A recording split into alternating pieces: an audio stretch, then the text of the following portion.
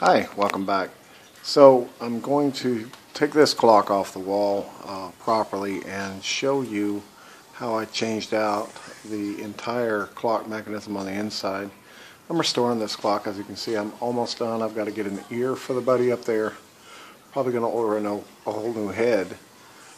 Once I have that, then I should be 100% complete on this clock. I've got the weights off, but I wanted to show you this portion of the clock here. This just sits on the front, so gently pull it forward. You should have some clips on the back that hold it in place, and those clips, you need to be careful with them not to bend them too bad, because you'll need them to bite real well when you put it back on the clock. So that's the first part you should take off of it before you take it off the wall. Makes it the less weight, the less damage to the wood. It's a pretty old clock, and it does have some heavy wood damage already from falling in the early 70s when I was a kid, so I don't want to damage it anymore. Alright, so on this old clock, I did order some new parts. Got a new horn and a new mouthpiece. They were very easy to find. This door has a wire grommet hole in it that's broken. That part is plastic, very easy to replace as well. So I'll be ordering a new door from timesavers.com, but it's just some parts that I wanted to show you that are commonly either broken or missing, is the mouthpieces as well as the horn. And these, ironically, are just mounted with one nail, which caused them to rotate, so they get very loose. But I do like the fact that they are loose because it's easier to clean underneath them. You can rotate them left or right when you're using your wood oil. I particularly use a wood oil called Liquid Gold. It does a great job on this Black Forest clock. Okay, now on this particular clock as well, there are two latches at the top that secure this door panel. This poor guy has taken a lot of abuse, and I know I can order an entire door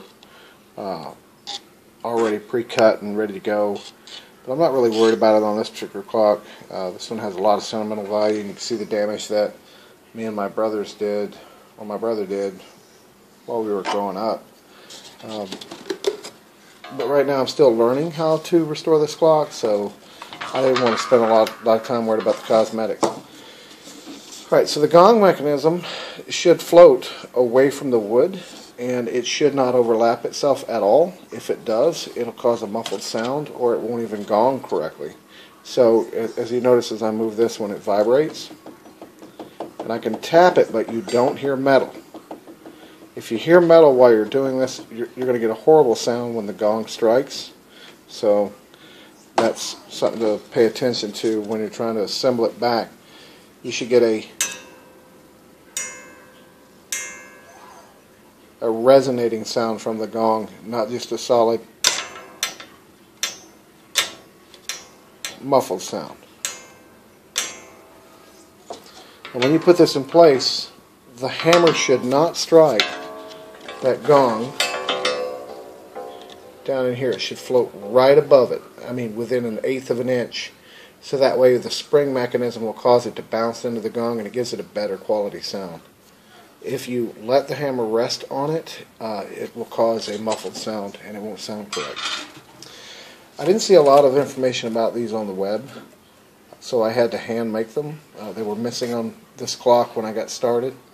I ordered the new bellows from Time Savers, and this one on the left is supposed to have an additional wire to go up an arch so that the back of the bird can be tipped when it comes out. It literally will tip the bird out and then cause the mouth of the bird to open.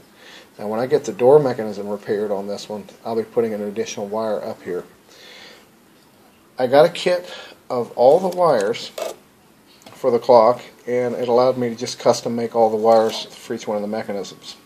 So what I found out was that the shorter arm is for your left bellow, and the longer arm is for your right bellow.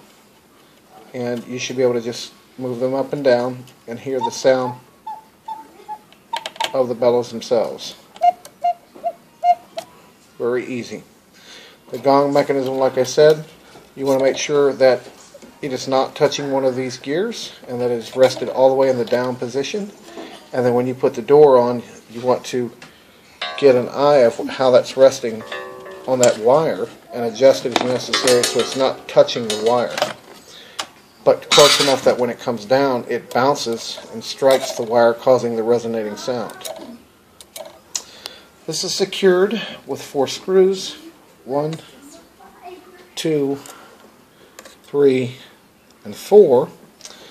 This is the night switch that I'll talk about in a minute, because this entire part has been replaced, and because I had a runaway TikTok. And this is an additional part that comes on these for different types of clocks. It doesn't get used on mine, so I just bent it out of the way. I didn't want to remove it because I didn't want to damage the brass fittings while I'm in the process of it. And this is brand new, so leave it to me to mess with it. I don't want to tear it up. So it's very easy to put in. Once I got it in, put the hands back on the front, I was good to go. It's important to inspect these wooden blocks, make sure they're secure prior to trying to put new screws in it. If these things are dry rotted or loose, you want to just go ahead and pop them loose and re-glue them and let them set prior to putting this in here. There's a lot of weight on these chains, so it's important to do that. If you get a replacement part like I did, your pendulum is not a part of it. You have to put it on here. So save your old parts, you're going to need them. This particular part right here did not come with it, and I had to add it on it. So, okay.